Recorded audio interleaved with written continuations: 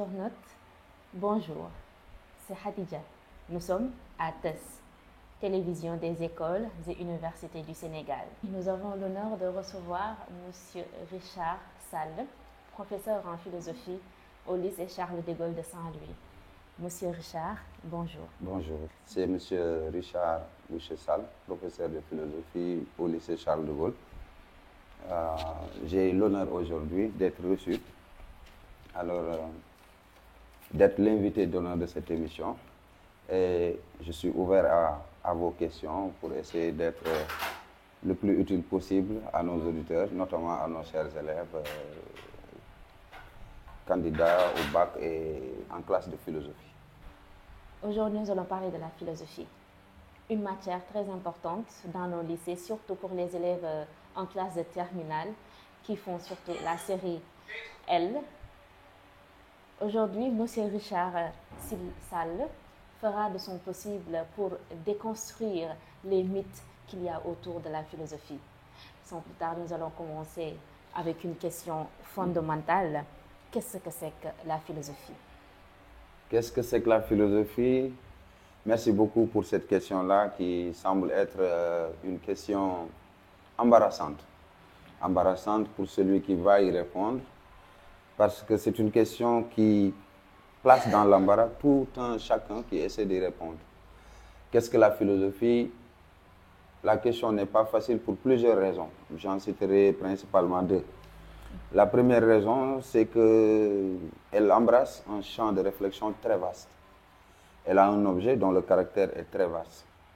Si nous la comparons bien sûr avec les autres disciplines, par exemple telles que les sciences, la biologie, l'histoire, la sociologie, toutes les sciences en général ont un objet, et un objet propre. Pour l'histoire, on va dire rapidement, c'est la science du passé. Alors pour la biologie, c'est aussi la science du vivant. Pour la physique, la matière. Mais quand on se pose la question, qu'est-ce que la philosophie? On voit qu'elle couvre un champ de réflexion très vaste. Parce qu'elle explore toute la réalité humaine. Elle s'interroge sur le monde, sur l'existence humaine en général, sur les grandes questions fondamentales de notre existence. Et là donc, son objet pose problème. Déjà chez les anciens, je veux dire, par les anciens, j'entends les philosophes grecs. Alors on voit que la philosophie, elle s'étendait à tout ce que l'esprit humain peut savoir. Et c'est d'ailleurs cet objet de la philosophie, elle a été saisie comme telle jusqu'à Descartes d'ailleurs. Parce que vous vous rappelez que Descartes, il compare la philosophie à un arbre. Un arbre, un grand arbre, c'est une métaphore arborescente. Un arbre dont les racines, il dit, constituent la métaphysique. Les racines représentent la métaphysique, le tronc de l'arbre représente la physique. Et les branches de l'arbre représentent bien sûr les autres sciences. Là, vous voyez donc de l'Antiquité grecque jusqu'au XVIIe siècle avec Descartes. La philosophie, elle s'étend à tout ce que l'esprit humain peut savoir. Donc, elle s'interroge sur la totalité de la connaissance et elle s'intéresse aussi à la connaissance de la totalité. La deuxième raison, après ce caractère vaste de son objet, ce sont les pratiques. Les pratiques, je veux dire les modes opératoires, les démarches aussi, qui sont également très diverses et très variées chez les philosophes. Ce qui fait que, si nous comparons encore la philosophie avec les sciences, nous voyons que pour les sciences, la méthode semble être unitaire. Les physiciens, vous voyez, élaborent d'une certaine manière l'observation, l'expérimentation, la vérification, jusqu'à la position de certaines lois. Les historiens aussi, la collecte d'informations, le recueil des données, ensuite on analyse, on interprète. Mais pour les philosophes, c'est embarrassant parce qu'il y a en fait plusieurs pratiques. Ils ont l'art, évidemment, de pouvoir déterminer eux-mêmes les mécanismes du développement de leur propre pensée. Quelqu'un comme Nietzsche, c'est un généalogiste. C'est quelqu'un qui élève des doutes jusqu'aux origines. Quelqu'un comme Descartes, qui opère aussi par le doute, le fameux doute qu'on appelle le doute cartésien. Socrate, c'était auparavant la maïeutique, etc. Vous allez chez Heidegger, il y a aussi une méthode encore beaucoup plus très proche de Nietzsche également, que l'on peut appeler une généalogie aussi, un retour aux sources. Vous allez chez d'autres philosophes, vous voyez des méthodes différentes, des pratiques, des modes opératoires qui peuvent également être très divers et très variés. Raison pour laquelle délimiter le terrain de la philosophie semble être une chose embarrassante. Voilà donc les deux premières raisons que je pourrais citer pour montrer que la question, qu'est-ce que la philosophie, n'attend pas une réponse hâtive. Mais cela ne veut pas dire que la philosophie est indéfinissable. Alors, parce que, en réalité, ce qu'on pourrait faire, c'est tenter de la définir, essayer de la définir et tenir compte également de cette diversité pour avoir, je veux dire, une piste intéressante pour avoir une idée de ce qu'elle est. C'est la piste étymologique. Alors, je rappelle que l'étymologie, c'est la racine du mot ou bien l'histoire même de la formation des mots. Alors, si nous remontons l'étymologie, le mot philosophie est la jonction de deux vocables grecs.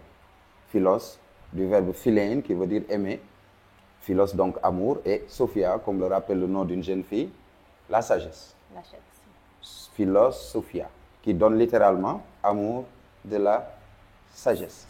Mais que signifie amour de la sagesse? Parce que si véritablement vous dites à votre grammaire inculte, qui n'a pas fait les bancs, que la philosophie c'est l'amour de la sagesse, c'est sûr qu'elle va vous demander qu'est-ce que c'est qu'amour et qu'est-ce que c'est que sagesse. Alors si nous nous intéressons au sens de la définition littéralement tirée de la piste étymologique, nous voyons que la philosophie correspond à une aspiration, une tension vers ce qu'on appelle la sagesse. Étant entendu que la sagesse aussi a une signification, disons, double. Elle a un volet pratique, mais elle a aussi un volet théorique. Parce que d'abord, la sagesse a à voir avec la connaissance, avec le savoir. Mais elle a aussi à voir avec l'action, avec la conduite, mais aussi avec ce qu'on appelle la vertu. Donc, être sage, c'est être parfaitement connaissant. Mais c'est également avoir la meilleure conduite possible. Autrement dit, une exemplarité dans la conduite, dans la vie de tous les jours. Descartes, que je viens de citer tout à l'heure, nous dit que par la sagesse, nous devons entendre deux choses. Non seulement la prudence dans les affaires, ce qui correspond donc à la conduite, la pratique, mais aussi la parfaite connaissance de toutes les choses que l'on peut savoir. Donc les deux volets de la sagesse, c'est d'abord la perfection dans la connaissance, mais également la justesse dans la conduite. Ce qui fait que la philosophie donc, si nous partons de son étymologie, elle devient en fait une forme d'utilisation de la raison pour essayer de comprendre le plus parfaitement possible, mais également de savoir comment vivre de la façon la plus exemplaire, la plus adéquate qui soit. Par conséquent, on voit ce qu'est un philosophe, c'est donc une intelligence simplement soucieuse de connaissance et de vie la plus bonne, la plus réussie possible. Cette vie réussie, elle doit être maintenant sous le contrôle de la raison. Sous le contrôle de la raison, pour éviter l'emprise de nos passions, l'emprise de nos désirs et de toutes les choses qui généralement nous maintiennent dans l'esclavage, c'est-à-dire nos passions, nos désirs, etc. Donc le sage, le philosophe, sait qu'il ne l'est pas, donc c'est lui qui ambitionne de le devenir. Parce que la sagesse des Grecs jusqu'à Descartes, l'on considère que la sagesse est une affaire divine. Il n'y a que Dieu qui soit sage, c'est-à-dire parfaitement connaissant. Maintenant, ayant conscience que je ne suis pas sage, maintenant, je tends vers la sagesse, j'aspire à devenir sage. Donc l'idée qu'on a de la philosophie ici, par rapport à la piste étymologique, c'est qu'elle traduit une aspiration de la pensée vers la sagesse, étant entendu que la sagesse contient à la fois la justesse dans la conduite, mais également la perfection dans le savoir. Et vous voyez donc que cette idée, elle est encore en cours aujourd'hui, même si on peut considérer la sagesse comme un idéal, disons, périmé. Parce que certains d'entre nous, la sagesse est devenue une affaire de politesse, une affaire de contrôle de soi, etc. Mais le terme sagesse avait une signification bien plus grande que ça. Ce qui fait du philosophe donc un être dont la curiosité porte sur les connaissances, sur la vie qu'il mène, sur toutes les choses qui nous entourent. Voilà l'idée, une idée juste que l'on pourrait avoir du philosophe. Par conséquent, le philosophe maintenant, on reconnaît une certaine caractéristique qu'on peut appeler l'humilité.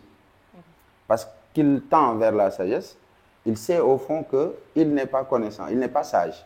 Il prend d'abord conscience d'une ignorance qu'il découvre, l'immensité de son ignorance, à côté du peu de choses qu'il sait, et là, il devient quelqu'un qui est candidat ou apte apte pour la sagesse. Étant entendu que Le philosophe, lui, c'est pas quelqu'un qui se considère comme un savant. Le terme savant, c'est pas comme ce qu'on entend aujourd'hui comme quelqu'un qui fait la science. Un savant, Cheikh Anta Diop est un savant, etc. Mais un savant, c'est quelqu'un qui sait. Or, lui, il ne se considère pas comme savant, mais il tend vers la connaissance parce qu'il part de l'expérience de sa propre ignorance qu'il découvre en lui-même. Et donc, l'immensité de notre ignorance devient le point de départ, le prélude vers la recherche, pour la recherche de la connaissance. Et là, on a une idée de ce qu'est la philosophie et de ce qu'est aussi le philosophe. Donc, il est clair que nous ne pouvons pas immédiatement dire que la philosophie est indéfinissable. Des définitions, il n'en manque pas. On va les découvrir à partir des questions qui vont venir, mais effectivement, elle est définissable.